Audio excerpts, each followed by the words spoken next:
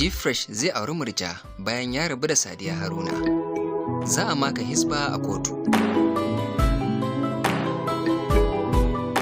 Fitaccen mawaƙi a baya, a yanzu kuma fitaccen ɗan TikTok wato Abubakar Ibrahim wanda aka fi sani da G-Fresh. Ya shirya tsaf, ya ƙudiri niyya da aniya, ya kuma furta cewa zai yi wab da Murja, wato dai zai aure Murjan su je su ci gaba da rayuwar aure shi da ita.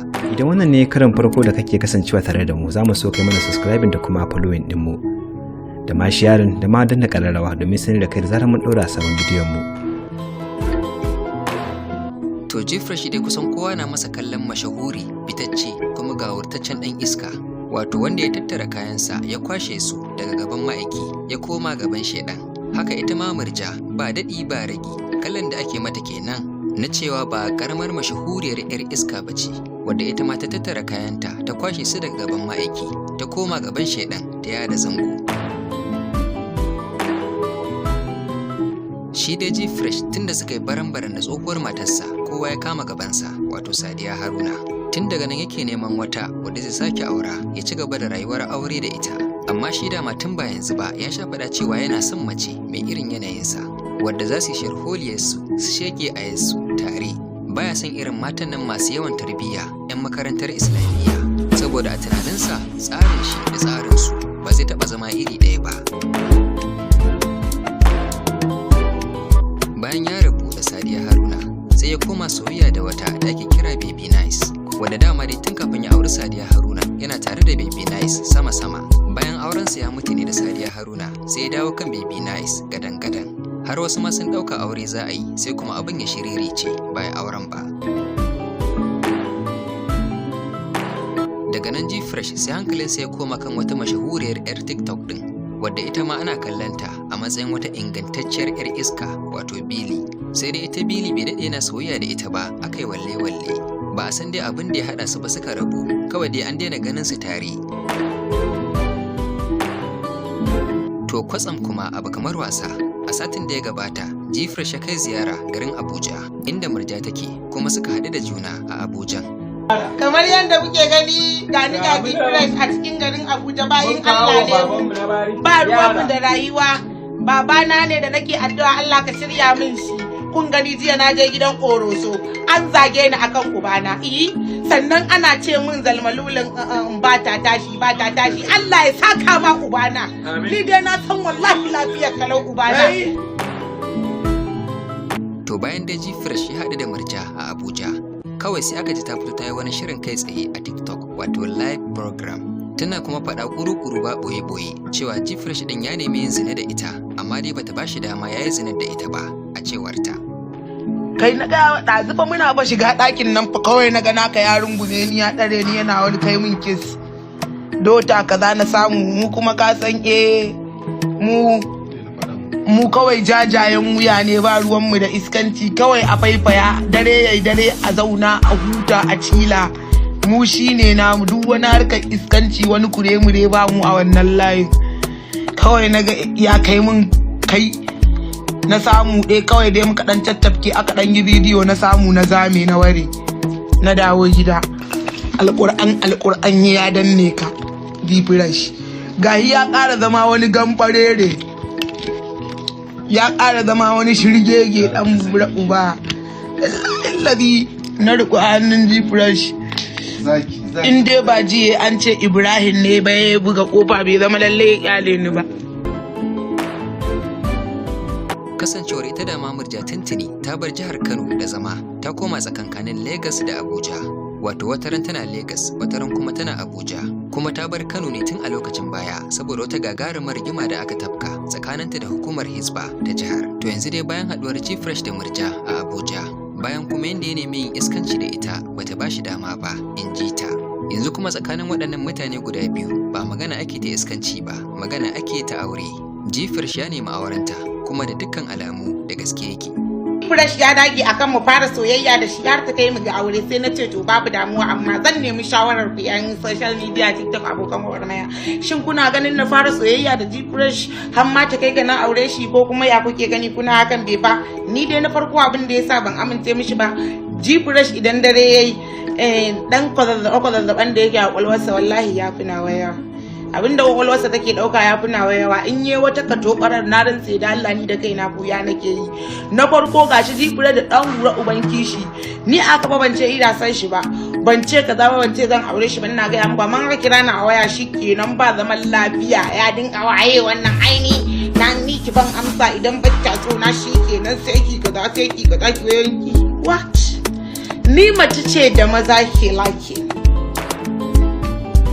To wannan magana ne ta Murja cewa Jifresh ya dage akan neman aurenta, bata wa Jifresh din daɗi ba, inda ya fito ya mayar mata da martanin cewa ba shi kadai ya dage ba, ita ma din ta dage, wato ba shi kadai yake son auren nata ba, ita ma din tana bukata. Dota ba na dage zaki ce ba, mun dage zaki ce. Ai shi aure abu ne mai kyau, abu ne mai kyau, my lovely daughter.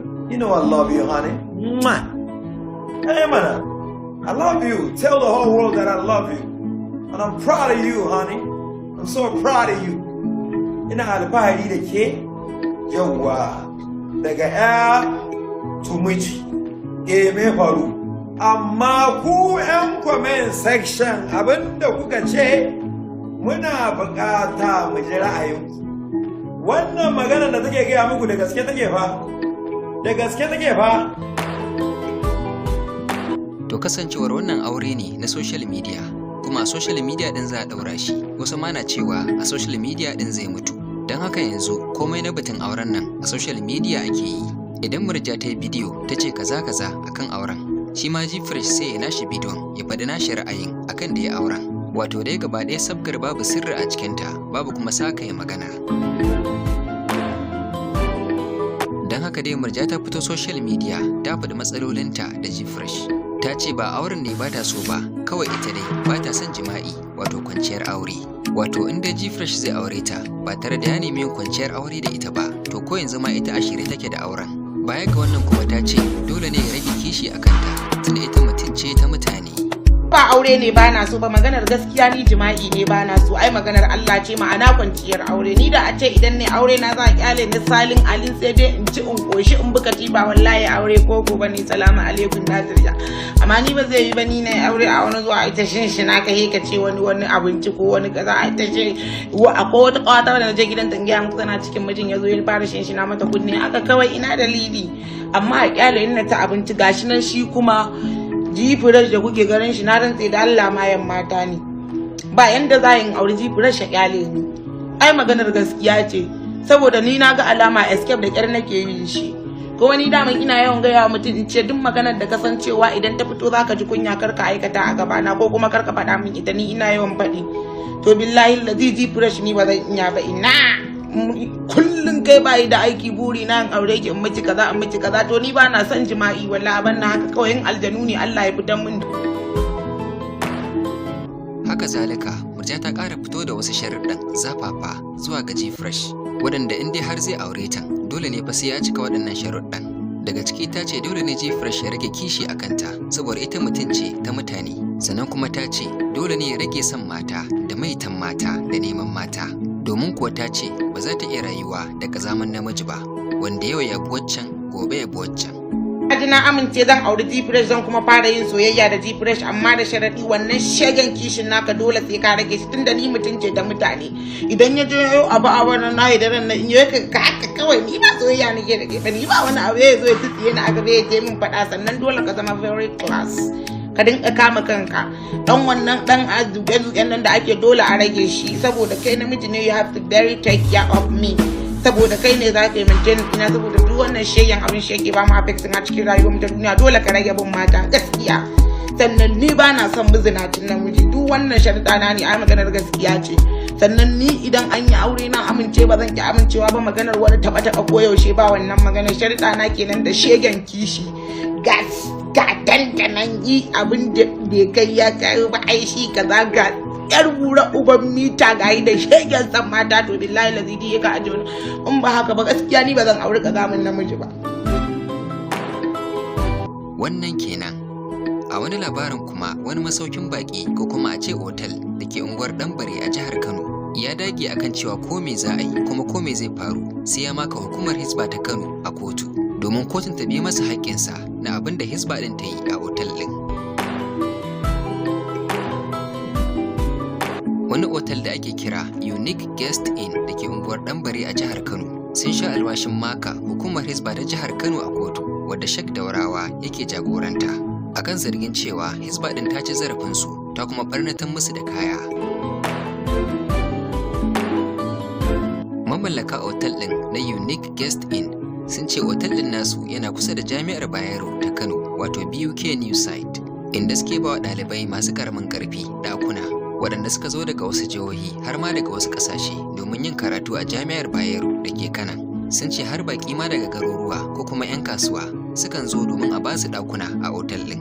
Amma kuma kwatsam sai gashi Hisba ta afka wannan otal ɗin ta yi kace-kace da otal ɗin ta ɓarnatar musu da kaya. Don haka suka ce ba za su yadda ba sai sun bi matakin shari'a.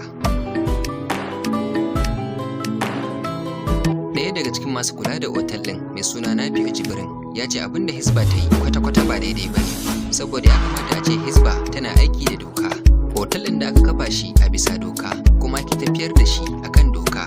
Bai kamata kawai lokaci ɗaya Hisba ta afka otal ɗin ba ta lalata kaya da dukiyoyi, a cewar Nafi'u Jibrin, ɗaya daga cikin masu aiki a otal ɗin. Idan wannan ne karan farko da kake kasancewa tare da mu, za mu so kai mana subscribing da kuma following ɗinmu da ma sharing da ma danna ƙararrawa domin sanar da kai da zarar mun ɗora sabon bidiyon mu.